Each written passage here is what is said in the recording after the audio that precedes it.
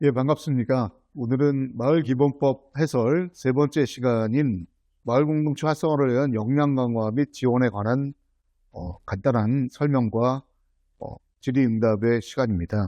그래서 오늘 이제 두 분을 모셨는데요. 시민주권센터의 손정혁입니다. 네, 반갑습니다. 네, 지역자산화 협동조합에서 일하고 있는 안은성이라고 합니다.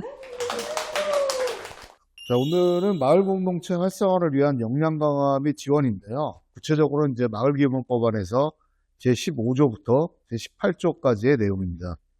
15조는 국가와 지방자치단체는 마을활동 등을 지원할 수 있다라는 조항입니다. 마을공동체는 이제 앞쪽에 이제 전 시간에서 다뤘던 제7조 부분에 이제 계획을 수립할 수 있는데, 이것은 이제 국가계획이 아니라 마을공동체가 스스로 계획을 세우는 것이죠. 이때 국가나 지방자치단체가 이 계획의 원활한 수립과 그리고 집행을 위해서 어떤 지원을 할 수 있다라는 조항입니다. 그 16조는 뭐 이를 보완하는 조항인데요. 예컨대 국가와 지방자치단체는 15조에 따라서 지원을 하기 위해서 필요하다면 이제 행재정적인 지원을 할 수 있다. 이런 내용이 이제 간단하게 들어있고요. 15조와 16조는 상대적으로 쟁점이 많지 않는데요. 17조는 마을 공동체는 지역사회의 문제를 해결하고 삶의 질의 향상을 위해서 주민들이 공통의 문제를 스스로 해결할 수 있는 역량을 강화하기 위한 활동을 수행한다. 즉 마을 공동체가 이 마을 공동체 계획이나 활동을 위해서 스스로 역량 강화가 필요하다는 점을 말씀드리고 있고요. 그래서 여기에 학습 공동체라는 표현이 나오는데요. 결국은 우리 마을 공동체가 지향해야 될 어떤 미래의 모습은, 마을 활동의 모습은 지속적으로 우리들의 역량을 강화시키면서 어떤 목표를 달성할 수 있는 이런 학습의 과정이 아닌가. 참고로 학습은 뭐 개인적으로 공부하는 게 학습이죠. 그리고 공무원들은 학습하면은 전부 교육만 생각합니다.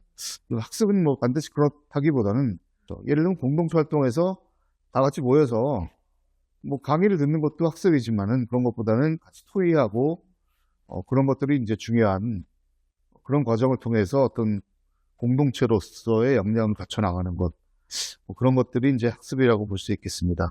그리고 이제 17조의 마지막에는 이제 대통령령으로 구체적인 사항을 정한다. 이제 뭘 정하냐? 구체적인 행재정적인 지원이나 어떤 식으로 지원할지를 대통령령에는 이제 큰 원칙들이 담기고, 또 대통령령에는 아마 또 조례로 해당 지원 내용들을 또 위임을 해서 각 지방자치단체에서 그 지역 실정에 맞도록 또 아마 조례를 제정해야 될 것 같습니다. 18조는 이제 오늘의 뭐랄까요, 이 가장 하이라이트인데요. 이제 전문 인력의 양성 및 지원입니다.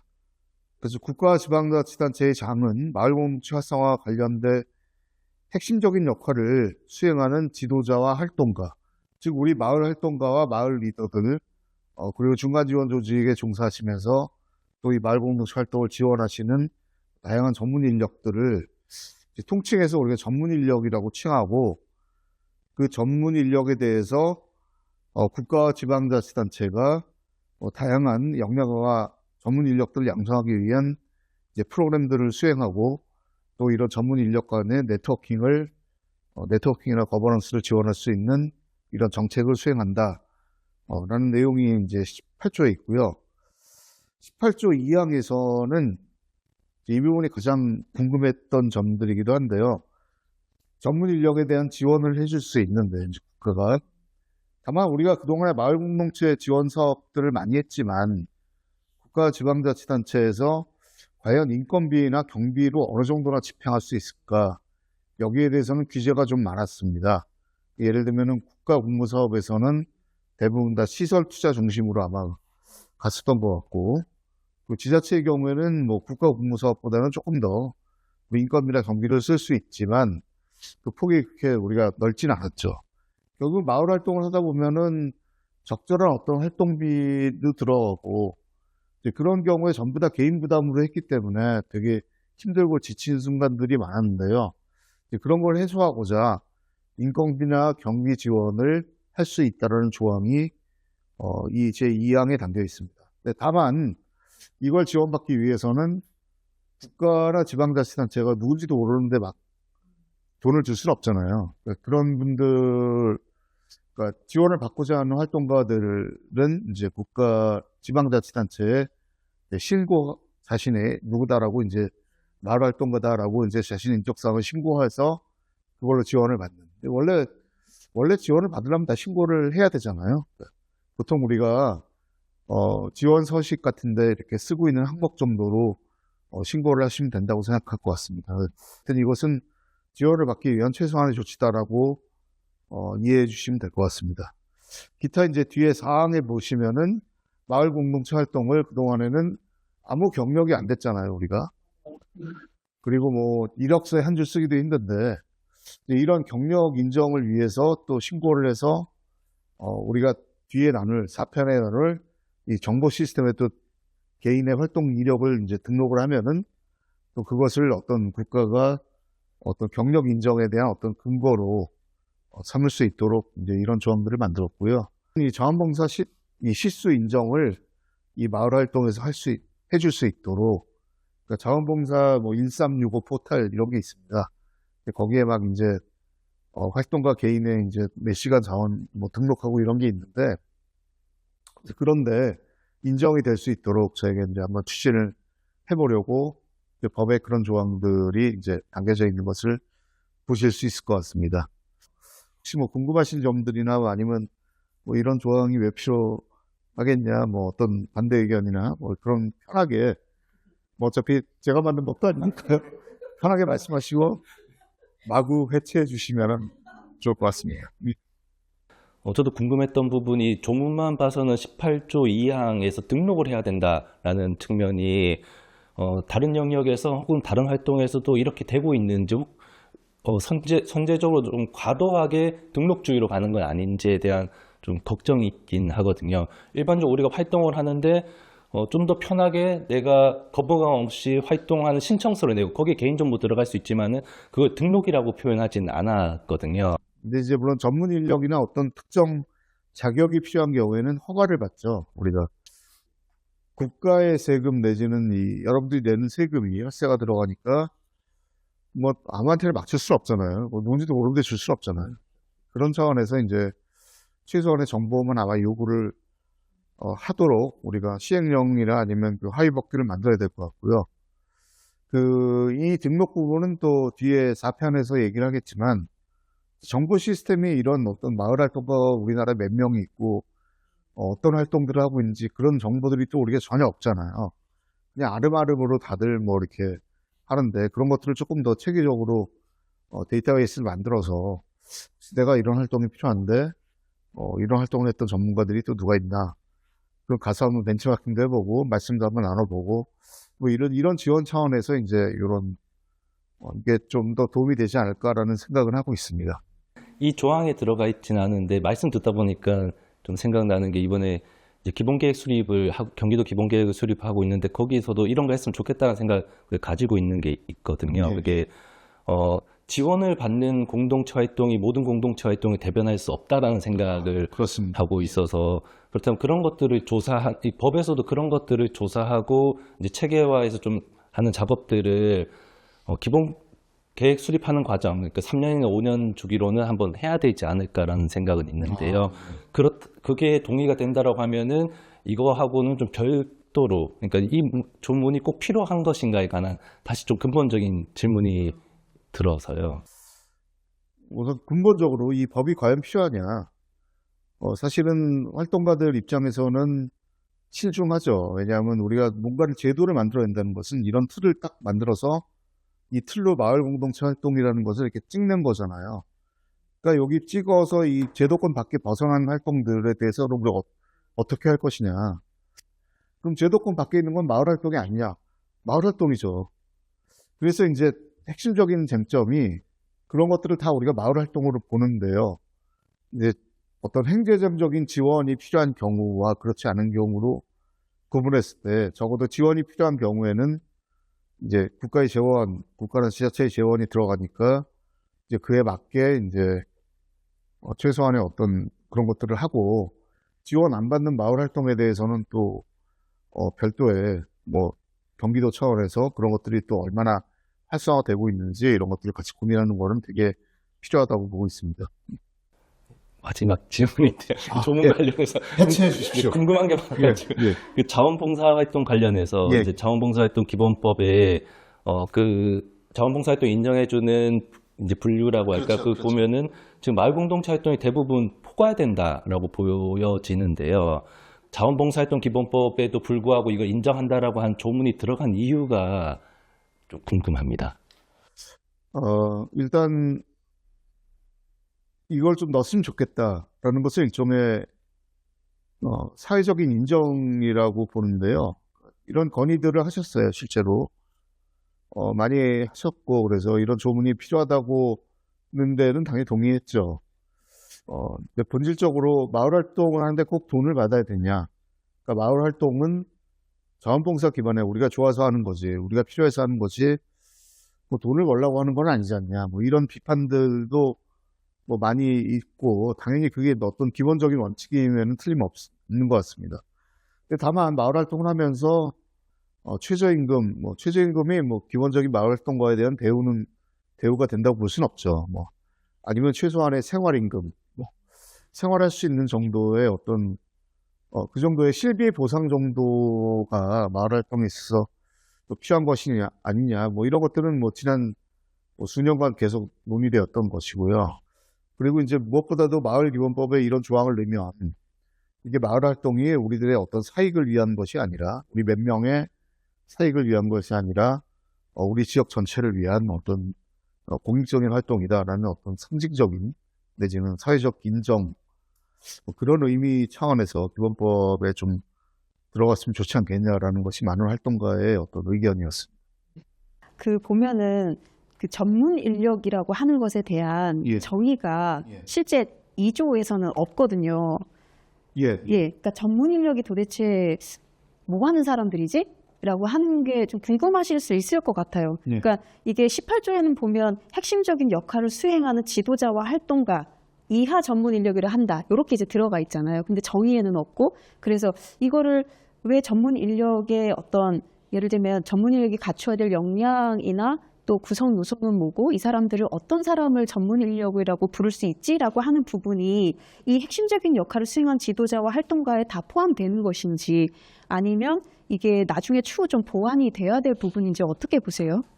과연 핵심적인 역할을 하는 활동가나 이런 사람들을 전문 인력이라고 우리가 칭하는 게 맞냐? 저 잘 모르겠습니다. 왜냐하면 이게 예. 핵심적인 역할을 수행하는 어떻게 보면 지도자였던 입장에서 제가 이게 과연 일단 지도자라는 워딩도 저는 너무 좀 이상하다고 생각이 드는데요. 굉장히 부담스러운 단어긴 해요. 그런데 이제 이게 활동가라고 하면 조금 더 이제 조금 가볍게 받아들일 수가 있겠는데, 지도자, 그러면 이 지도자가 갖추어야 될 역량은 뭘까? 이런 것들이 저도 사실 고민이 좀 돼서 이제 드렸던 질문이었고, 마을공동체 활동 사실 우리가 자발적으로 우리가 좋아서 하는 건데 라고 하는 측면에서 보자면 꼭 돈을 받아야 되나? 라고 하는 질문이 나올 수 있을 것 같아요. 저는 이제 자발적으로 그냥 아무런 공모 지원 사업에 이제 도움 없이 그냥 자발적으로 활동을 할 때는 돈을 받아야 된다는 생각을 한 번도 한 적이 없어요. 말 그대로 우리가 스스로 필요에 의해서 우리가 한 활동이었기 때문에 그런 필요를 전혀 느끼지 않았고, 다만 이제 공모 사업을 저희가 이제 수행하기 시작했을 때 어느 날 무슨 그런 생각이 드는 거예요. 아니, 공무원도 똑같이 세금 받고 우리도 세금 받아가지고 공모 사업 수행하는데 왜 누구는 인건비를 받을 수 있고 우린 인건비를 받을 수가 없는 거지? 저는 그게 되게 모순적이라고 느꼈어요. 그러니까 활동가의 직무 영역을 정확히 지금 정의할 수는 없겠지만, 이를테면 그냥 공모사업이라고 하는 것에 한정돼서 보자면, 공모사업을 처음에 이제 계획할 때 계획안을 내고 발표를 하고 심의를 받고 그거에 대한 예산 신청을 하기 위한 여러 가지 서류들을 작성하고 또 주민들을 조직화해서 뭔가 사업을 펼치고 그것에 대한 평가까지 진행하고 정산도 해야 되는, 이 일련의 과정을 직무라고 보지 않고 그러면 이걸 다 그냥 너희들이 좋아서 하는 거잖아 라고만 이렇게 이야기를 하면, 그러면 예산 뭐하러 줘? 이게 지역사회 문제 해결을 위한 이 마을공동체 활동이 지역사회 문제 해결이라고 분명히 명시가 여기도 되어 있는데, 저희가 그러면 국가도 지역사회 문제를 해결하고 지자체도 지역사회 문제를 해결하는데 마을 공동체도 지역사회 문제 해결에 기여를 하고 있어. 더구나 예산을 받아서 하고 있는데 왜 그 일을 수행하는 사람에 대한 인건비를 인정하지 않는가라고 하는 이제 문제의식이 계속 들었던 거죠. 그럴 거면 공무원들이 직접 사업비도 주지 말고 인건비 반을 자기들이 하면 되잖아. 근데 우리한테 왜 예산을 줘? 그렇죠. 네, 이런 거에 대한 문제의식이 저는 계속 있었어요. 그래서 돈을 꼭 받아야 하나? 좀 받아야 된다고 생각해요. 제 꿈이 뭐였냐면요. 제가 마을 카페를 운영하면서 한 달에 활동비 30만 원만 받을 수 있으면 좋겠다 이거였어요. 그냥 집에서 왔다 갔다 하는 차비, 내가 와서 점심 먹어야 되는 거, 뭐 그 외에 나도 이제 활동을 위해서 내 역량 강화를 위해서 책도 한 권씩은 사볼 필요가 있겠고 이런 걸 생각했을 때 적절한 제 활동비를 30만 원이라고 생각했어요. 그런데 그 30만 원을 누가 줘요? 아무도 안 줘요. 네. 그렇죠. 그러면 최소한 내가 여기에 투입하는 시간에 이 노동만이라도 인정을 받을 수 있으면 좋겠는데 그것도 안 돼. 바로 그런 문제의식 때문에 이런 조항을 만든 거죠. 그래서 전 너무 억울해요. 이게 왜 지금에서야 마을기본법 얘기가 나오지? 이건 10년 전쯤엔 나와서 이거 소급 적용됩니까? 저도 그렇게 희망하는데 뭐 아마 안 해주겠죠. 마저 이제 하시고 싶은 말씀이 많은데 제가 중간에 이제 할 말 하안. 제가 이제 한정된 시간이 있기 때문에 제가 2시간도 얘기할 수 있지만 저희가 재개발 때문에 마을 카페를 9년간 운영하다가 문을 닫았는데 활동 속에서 이제 보낸 시간이 마을에서 한 15년 정도 되거든요. 그걸 이제 돌아보면서 저도 논문을 썼는데 그 시간을 돌아보면서 제가 느낀 게 뭐냐면 경험과 경력은 다르구나. 그리고 우리 사회는 경험과 경력을 이렇게 분절시키고 있구나. 그러니까 제가 마을 현장에서 주민들과 이 겪었던 모든 과정과 경험과 이런 것들이 결국 내가 사회에 나왔을 때 정말로 자부로서 인정받으려고 할 때 그 순간에 하나도 경력으로 인정받지 못하는 걸 뼈저리게 느꼈어요. 내가 만약에 현장에서 15년을 마을 활동을 하지 않고 어디라도 들어가서 이렇게 센터라도 들어가서 일을 했다면 제가 인정을 받을 수 있었을 텐데, 네, 전문 인력으로 인정받을 수 있었을 텐데 저 스스로 이 시간을 돌아봤을 때 한편으로는 너무 즐겁고 정말 행복하고 저 스스로도 많이 성찰하고 성장한 시간이었지만 하나도 인정받을 수 없는 경험이 되는 순간을 겪고 나니까 정말 이것이 빨리 마련되지 않으면 현장에 있는 활동가들이 어느 순간 소진되거나 떠나갈 수 있을 거라는 거를 맞습니다. 정말 명확해요. 생계의 문제 앞에서는 답이 없더라고요. 공모사업은 사실상 정부나 지자체가 해야 되는데 그거보다는 민간이랑 같이 협업을 해서 하는 게 훨씬 더 효과적이기 때문에 공모사업이 나온 거죠. 서비스의 공동 창출 때문에 나온 건데 그러면 당연히 인건비를 줘야죠. 정부가 위수탁 사업 할 때 다 인건비 거기다 적어잖아요. 그 공모사업도 일종의 위수탁 사업이랑 뭐가 달라요? 같이 하는 건데. 인건비 당연히 줘야 되고, 그러니까 앞으로는 성격이 좀 많이 바뀔 겁니다.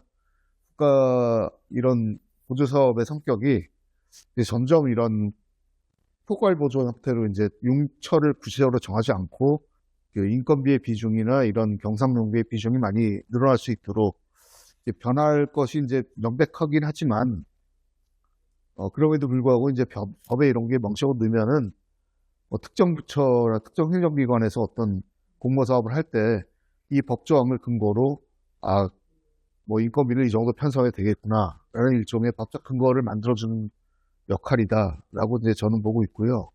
그런 차원에서 이제 말씀하신 거 저 100% 동의하고 지치면 안 되고. 저 이미 지쳐가지고 떠났는데.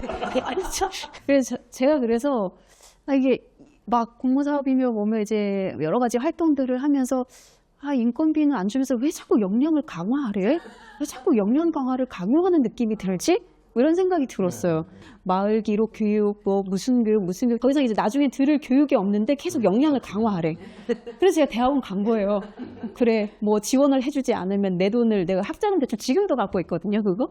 이게 정말 전문적인 어떤 인력을 기르는 거고 또 우리의 역량이 정말 그만큼 강화되었나? 이렇게 좀 다시 돌아봐야 될 것 같아요. 조금 이제는 질적으로 역량 강화를 정말로 우리 사회가 공통적으로 보편적으로 인정할 수 있는 역량 강화가 필요한 시점이 되지 않았나. 왜냐하면 지역 현장을 지켰던 분들은 이제 정말 어디 가도 나 전문가라고 할 수 있는 전문 인력이야 라고 할 수 있는 그 정도가 돼야 되는데 아직도 계속 무슨 교육 듣고 기초 교육, 뭐 심화 교육 이런 거 하고 있잖아요.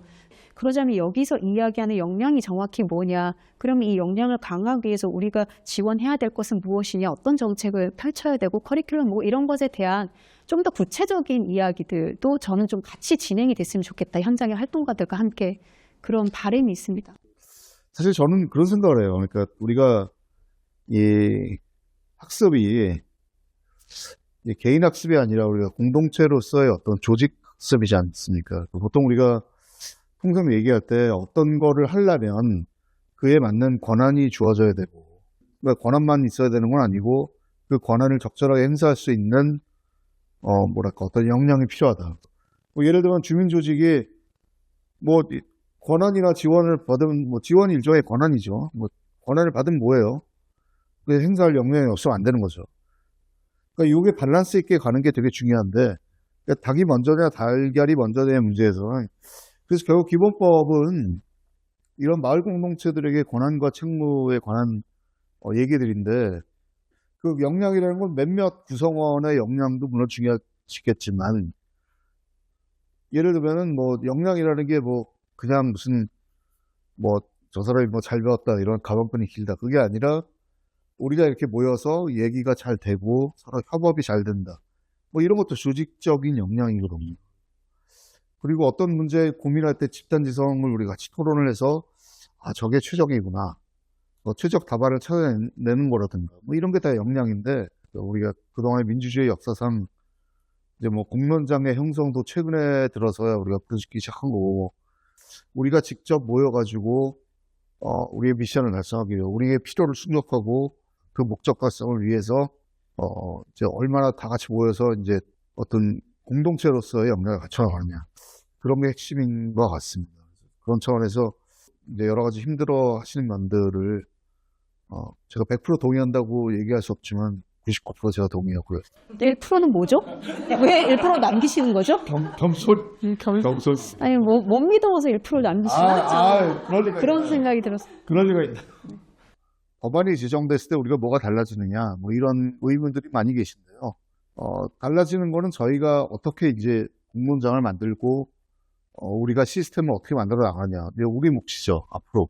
그것을 촉발시키기 위한 일종의 마을 공동체의 어떤 제2기에 국가적으로 제2기에 접어들었다라고 생각하시면 되고 이 법 제정을 계기로 조금 더 현장에서의 많은 불평과 이 진짜로 마을 공동체들이 발전하기 위해서 우리가 뭐가 필요한지 이런 거 다 같이 한번 논의할 수 있는 이 공론의 장을 계속 유지시켰으면 하는 바람이 있습니다. 자, 오늘 이상과 같이 3편의 마을 공동체 역량 강화와 지원을 위한 어떤 조항들을 이제 같이 봤는데요. 다음 편에서는 마을 공동체 지원을 좀 더 활성화시키기 위해서 필요한 어떤 기반들, 다시 말하면 인프라가 국가적인 인프라들이 어떤 것이 필요한지 이런 것들을 좀 세부적으로 좀 보면서 좀 더 이 이야기를 심화해 나가도록 하겠습니다. 오늘 나와주신 두 분 선생님들께 너무 감사드리고요. 바쁘신데 예, 잘했습니다. 뭐 시간의 압박 때문에 하고 싶은 얘기를 다 못하신 것 같은데 아까처럼 약속하기에는 뭐 사례를 많이 말씀해 주신다고 했는데 끝나고 제가 듣도록 하겠습니다. 예, 이상 마치도록 하겠습니다. 감사합니다.